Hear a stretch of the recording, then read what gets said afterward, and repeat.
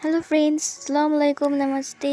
My ghost soulmate का next part explain करने वाली हूँ। तो चलिए स्टार्ट करते हैं। उस पार्ट में हमने देखा था कि विंग ह्यूमन वर्ल्ड में आ चुका था और वो वांग जी की ऑफिस रूम के सामने, मतलब कि ऑफिस के सामने, बिल्डिंग के सामने था और वो पेड़ों के साथ, पेड़ पौधों के साथ, फूलों के साथ बात कर रहा था। उसे ऐसे देखकर वांग जी को डाउट होता है। वांग जी नीचे आता है और अपनी कोल्ड वॉइस में बोलता है कि हे, कौन हो तुम। विंग उसकी वॉइस को सुनने के बाद वो वांग जी की तरफ घूमता है। वो अपने सामने लन वांग जी को देखता है, जो कि बहुत ज़्यादा हैंडसम था।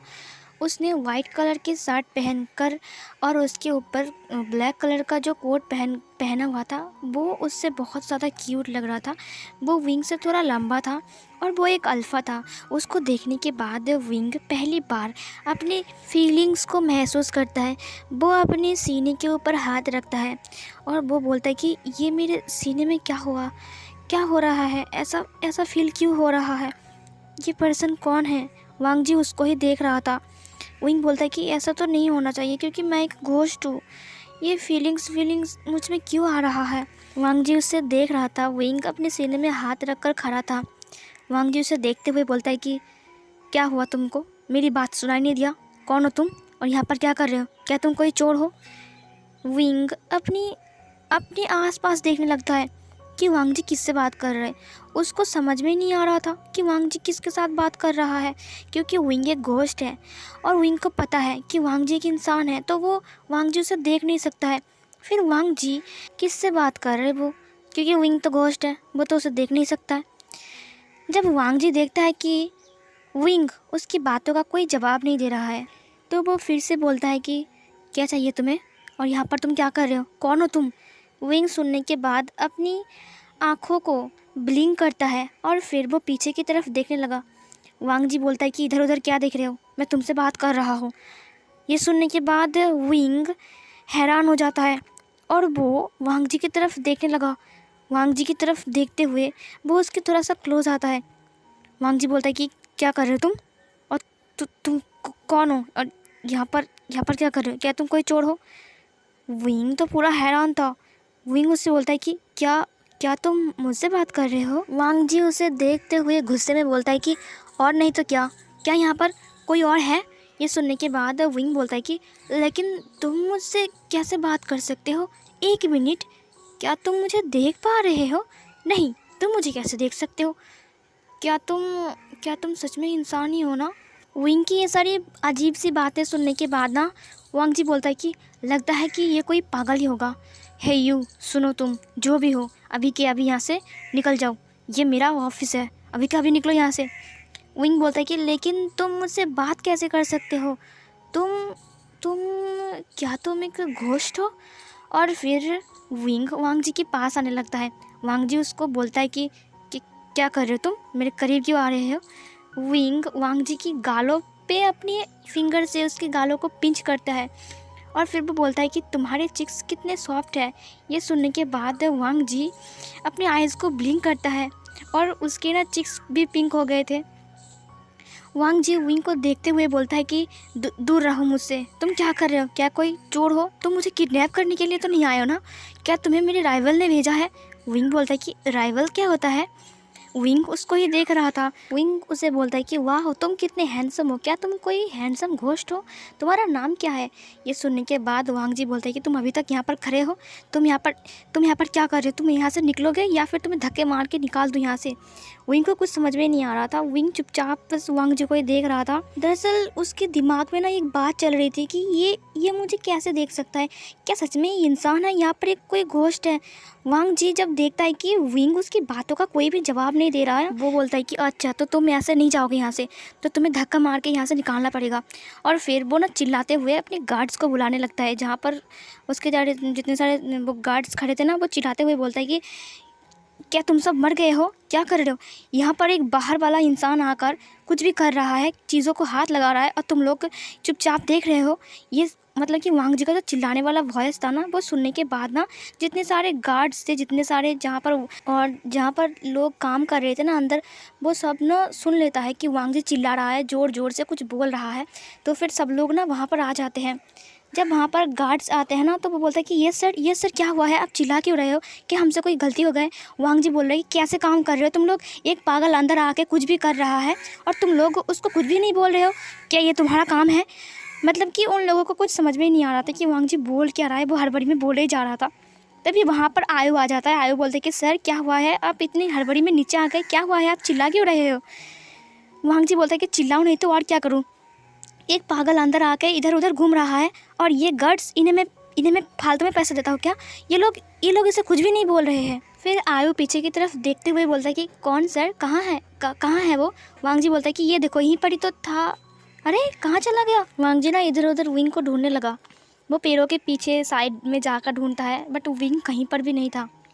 वांग जी बोलता है कि नहीं तो इधर ही तो था, कहाँ चला गया, घोस्ट के जैसा गायब हो गया, अभी यहीं पर ही था।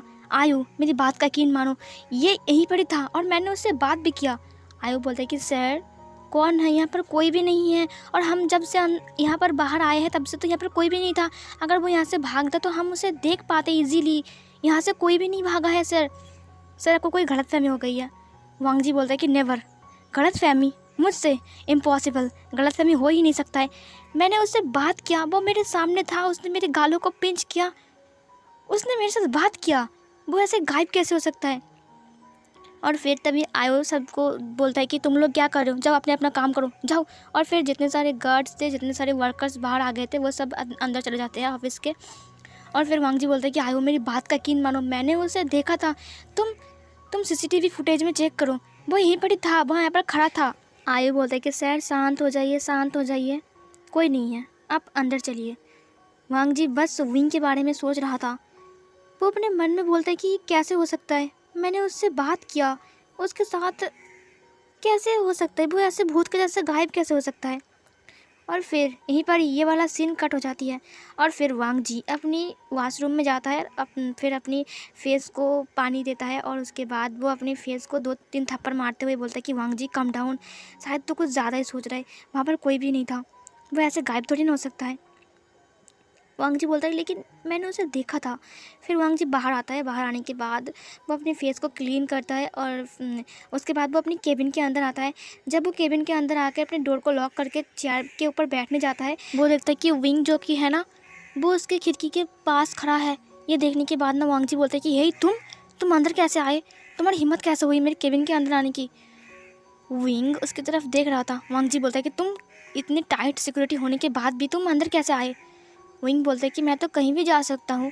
और फिर वो वांग जी के करीब आता है और बोलता है कि एक मिनट, मुझे एक बात बताओ, क्या तुम सच में मुझसे बात कर रहे हो, सच में मुझे देख पा रहे हो। ये सुनने के बाद वांग जी बोलता है कि क्या मजाक है, तुम्हें मैं पुलिस में दूंगा, तुम बिना पता के मेरे केबिन में ऐसे नहीं घुस सकते हो, क्या तुम कोई डॉक्यूमेंट्स चुराने के लिए आए हो।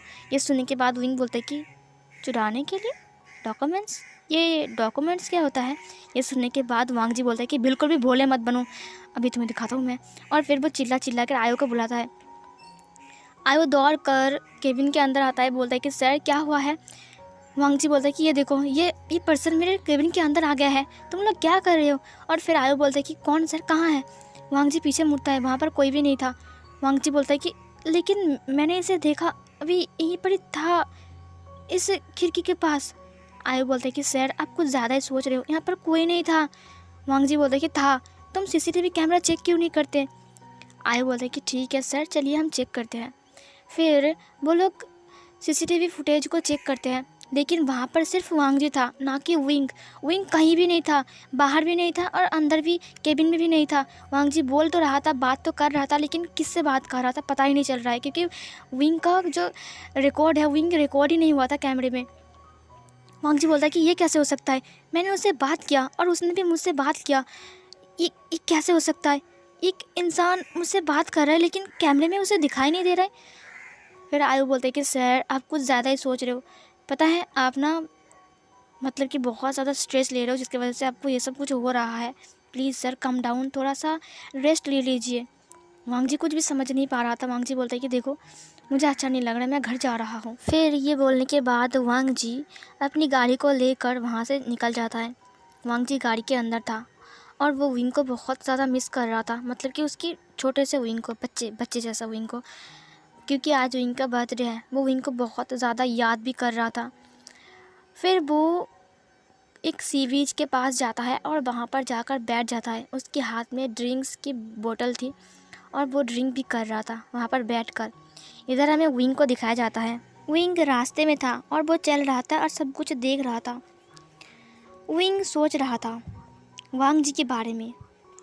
वो बोलता है कि वांग जी कितना हैंडसम है और उसका फेस कितना सॉफ्ट है, उसका चिक्स कितना क्यूट है, और ये सब कुछ सोच ही रहा था। फिर उसको याद आता है कि वांग जी उसे देख सकता है। फिर विंग बोलता है कि वो मुझे कैसे देख सकता है, और उसे देखकर मुझे इतना अजीब सा फील क्यों हो रहा था, क्योंकि मैं एक घोस्ट हूँ और वो एक इंसान है, तो फिर मुझे उसे देखकर ऐसा फील तो नहीं होना चाहिए। विंग ये सब कुछ सोच रहा था और वहाँ से जा रहा था, और तभी विंग किसी को देखता है जो कि पेड़ों के ऊपर बैठा हुआ था। विंग बोलता है कि ये कौन है, ये पेड़ों के ऊपर क्या कर रहा है। और फिर तभी वो पर्सन विंग को बोलता है कि हे हेलो। ये सुनने के बाद विंग बोलता है कि क्या इसने मुझे हेलो कहा, और फिर विंग उसकी तरफ मुड़ता है। फिर वो पर्सन वहाँ से कूद कर विंग के सामने आता है और बोलता है कि हेलो, क्या तुम यहाँ पर नए हो। ये सुनने के बाद विंग बोलता है कि क्या तुम मुझसे बात कर रहे हो। वो पर्सन बोलता है कि हाँ, तुम्ही से ही बात कर रहा हूँ, क्या तुम यहाँ पर नए हो। विंग बोलता है कि हाँ नया तो हो, लेकिन तुम मुझसे बात कैसे कर सकते हो। फिर विंग उसे स्मेल करता है। विंग बोलता है कि क्या तुम एक घोस्ट हो। ये सुनने के बाद वो मतलब कि जो था वो बोलता है कि हाँ मैं एक घोस्ट हूँ, और फिर वो दोनों हंसने लगते हैं। फिर विंग बोलता है कि अरे वाह, अच्छा हुआ कि यहाँ पर मुझे एक घोस्ट मिला। वो एक अल्फ़ा घोस्ट था। फिर वो दोनों एक बेंच के ऊपर बैठते हैं और बातें करने लगता है। विंग उसे पूछता है कि तुम ह्यूमन वर्ल्ड में क्या कर रहे हो, क्या तुम घोस्ट वर्ल्ड में नहीं रहते हो। फिर वो जो था घोस्ट, वो बोलता है कि मेरा नाम निहुसेन है और मेरी फैमिली ने मुझे फोर्स किया था एक क्यूट से घोस्ट के साथ शादी करने के लिए और उसके साथ रहने के लिए, लेकिन मुझे वो पसंद नहीं था, इसीलिए मैं घोस्ट वर्ल्ड को छोड़कर ह्यूमन वर्ल्ड में आ चुका हूँ। ये सुनने के बाद विंग से बोलता है कि तुम्हारी फैमिली है, लेकिन तुम अपने फैमिली से दूर क्यों रहते हो। फिर वो विंग को वो पूछता है कि वो छोड़ो ना, वैसे भी तुम यहाँ पर क्या कर रहे हो, मुझे ये बताओ। विंग बोलता है कि मैं मेरा सोलमेट ढूंढ रहा हूँ। ये सुनने के बाद वो जो घोस्ट था जिसका नाम निहुसेन था, वो बोलता है कि तुम अपने सोलमेट ढूंढ रहे हो यहाँ पर ह्यूमन वर्ल्ड में, क्यों। ये सुनने के बाद विंग बोलता है कि मेरी कोई फैमिली नहीं है, और तो और वहाँ पर जितने सारे घोस्ट है वो सब मेरा सोलमेट नहीं बनना चाहता है, क्योंकि मेरा फैमिली नहीं है, और जो बनना चाहता है वो बहुत बदमाश है, उनसे मुझे डर लगता है। हुसैन ये सुनने के बाद बोलता है कि ओह अच्छा, इसलिए तुम ह्यूमन वर्ल्ड में आए हो, क्या तुम यहाँ पर रहने वाले हो। विंग बोलता है कि नहीं, मैं सोच रहा हूँ कि ह्यूमन वर्ल्ड में कोई घोस्ट मुझे मिल जाए, मैं अपना सोलमेट ढूंढने आया हूँ। फिर न्यूसेन बोलता है कि ओह सोलमेट, पता नहीं सोलमेट किसने बनाया है, मुझे गुस्सा आ रहा है। तुम्हें पता है विंग, इंसानों की ज़िंदगी कितनी अच्छी होती है। वो लोग एक दूसरे को डेट करते हैं और उसके बाद वो दोनों गर्लफ्रेंड बॉयफ्रेंड बनते हैं, उसके बाद उनकी शादी होती है, लेकिन हमारे में एक घोस्ट सोलमेट को पकड़ के शादी करवा देते हैं और उसके साथ पूरी ज़िंदगी अब तुम रहो। ये सुनने के बाद विंग हंसने लगता है। फिर उन दोनों के बीच एक अच्छी सी दोस्ती हो जाती है। हुसैन बोलता है कि इंसान की ज़िंदगी कितनी अच्छी है ना, वो कितने मज़े करते हैं, कितने काम करते हैं, खाना खाते हैं, मज़ेदार मज़ेदार चीज़ें करते हैं, गेम्स खेलते हैं, और हम तो सिर्फ सोते हैं पेड़ों के ऊपर और लोगों को डराते हैं। विंग ये सब कुछ सुन रहा था। उसे वांग जी की याद आ जाती है जब हुसैन इंसानों के बारे में बात कर रहा था। विंग उसे बोलता है कि क्या हमें इंसान देख सकते हैं। हुसैन बोलता है कि पागल हो क्या, इंसान घोस्ट को कैसे देख सकते हैं। वैसे चर्च के फादर्स वगैरह जो होते हैं ना, वो सब देख सकते हैं, लेकिन इंसान नहीं देख सकते। वो भी इंसान होते हैं, लेकिन उनके पास एक अलग सी पावर होती है जिसकी वजह से ना वो हमें देख पाते हैं, लेकिन कोई नॉर्मल इंसान हमें नहीं देख पाता है। ये सुनने के बाद विंग बोलता है कि अगर कोई देख पाए तो। ये सुनने के बाद हुसैन बोलता है कि तो पक्का वो घोस्ट ही होगा, क्योंकि इंसान घोस्ट को नहीं देख पाते हैं। ये सुनने के बाद विंग बोलता है कि ठीक है, मैं चेक करता हूँ कि वो घोस्ट है या फिर इंसान है। और ये बोलने के बाद विंग वहाँ से जाने लगता है। हुसैन उसे बोलता है कि तुम कहाँ जा रहे हो, मुझे एक ज़रूरी काम है। ये बोलने के बाद विंग वहाँ से चला जाता है। हुसैन चिल्ला के बोलता है कि जब तुम्हारी ज़रूरत हो ना, तब तुम यहाँ पर आ सकते हो, मैं यहीं पर ही रहता हूँ पेड़ के ऊपर। और फिर विंग वहाँ से चला गया। वांग जी को दिखाया जाता है जो कि बहुत ज़्यादा ड्रंक था और वो ड्रिंक करके ड्राइव करके आ रहा था, और वो लैंड हाउस के सामने आता है और गाड़ी को पार्क करता है। वो अपने लड़खड़ाते पैरों से चल रहा था। वो जाकर सोफे के ऊपर बैठ जाता है। इधर हमें विंग को दिखाया जाता है जो कि एक रूम में था और वो एक टेबल के ऊपर बैठा हुआ था, और वो वांग जी की फेस के बारे में सोच रहा था। वो बोलता है कि वो कितना हैंडसम है, वो कितना खूबसूरत दिखता है, वो कितना क्यूट है। और फिर ये सोचने के बाद विंग अपनी फेस पर अपने हाथों से कवर करते हुए बोलते कि उफ, मैं क्या सोच रहा हूँ उसके बारे में। क्या क्या हो सकता है कि वो एक घोस्ट हो? क्या सच में वो एक घोस्ट है?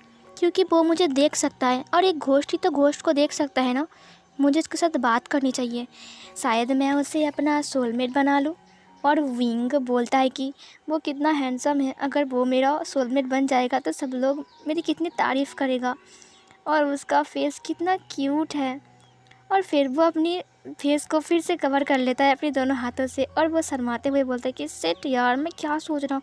फिर सीन चेंज होता है, हमें लानवांग जी को दिखाया जाता है जो कि अब घर आ चुका था, और वो सोफ़े के ऊपर बैठा हुआ था, और वो विंग के बारे में सोच रहा था। और वो बोल रहा था कि विंग, क्यों तुमने मेरा हाथ छोड़ दिया? मैं उस दिन तुम्हें ऊपर उठा लेता, तुम भारी नहीं थे विंग, क्यों छोड़ दिया मेरा हाथ? वांग जी ड्रंक था, और फिर उसे याद आता है घोस्ट वाले विंग की बात। वो बोलता है कि वो कैसे गायब हो गया? एक इंसान ऐसे कैसे गायब हो सकता है? कैसे? मुझसे कुछ गलती तो नहीं हो रहा है ना? मुझे कुछ समझ में नहीं आ रहा है, एक इंसान ऐसे कैसे गायब हो सकता है? तभी ये सारी बात वांग जी की मॉम मैडम लान को सुनाई देता है, और फिर वो वहाँ पर आता है। फिर वो उसे स्मेल करते हुए बोलता है कि बेटा, तुमने ड्रिंक किया है क्या? तुम्हें फिर से उसकी याद आ रही थी? फिर लान वांग जी अपनी आधी खुली आंखों को लेकर उसकी मॉम की तरफ देखते हुए बोलता है कि मॉम। और फिर वो अपनी मॉम को हग करते हुए बोलता है कि मॉम, उसने मेरा हाथ क्यों छोड़ दिया?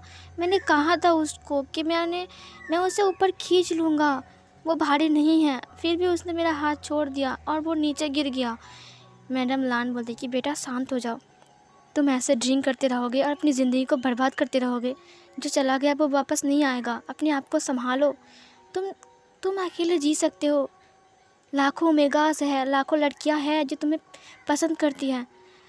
फिर वांग जी उसकी मॉम की तरफ देखते हुए बोलता है कि लेकिन मैं तो सिर्फ उसे पसंद करता था ना मॉम, फिर भी उसने मेरा हाथ छोड़ दिया।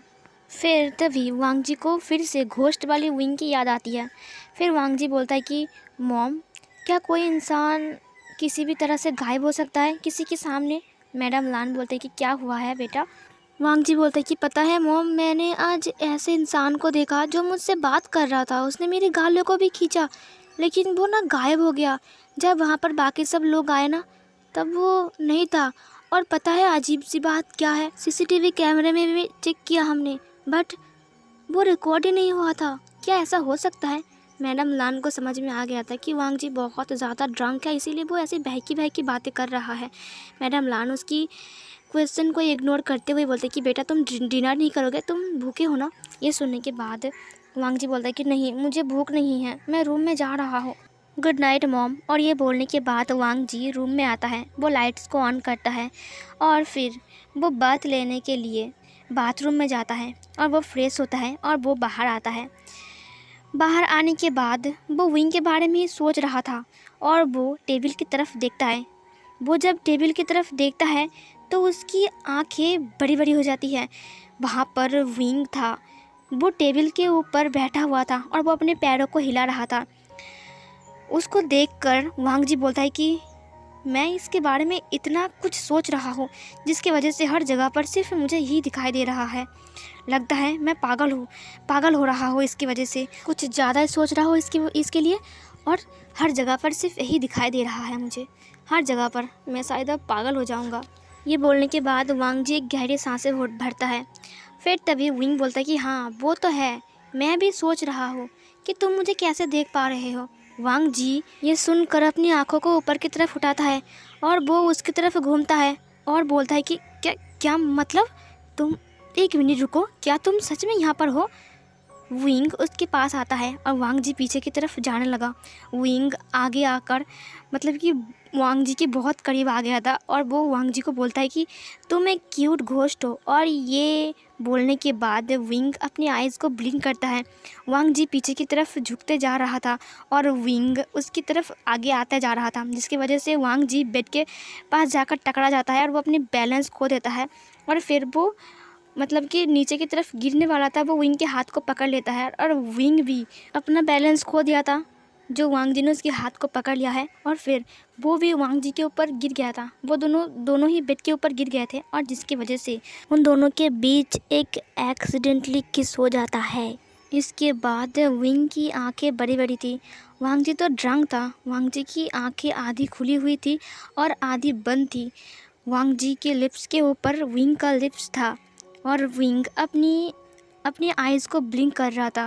विंग पूरा वांग जी के ऊपर ही था क्योंकि वो वांग जी के ऊपर गिर गया था। और फिर गाइस ये वाला पार्ट यहीं पर ही ख़त्म होता है। तो चलिए नेक्स्ट पार्ट में देखते हैं कि अब क्या होने वाला है। तो चलिए मिलती हूँ नेक्स्ट पार्ट में, तब तक के लिए बाय बाय।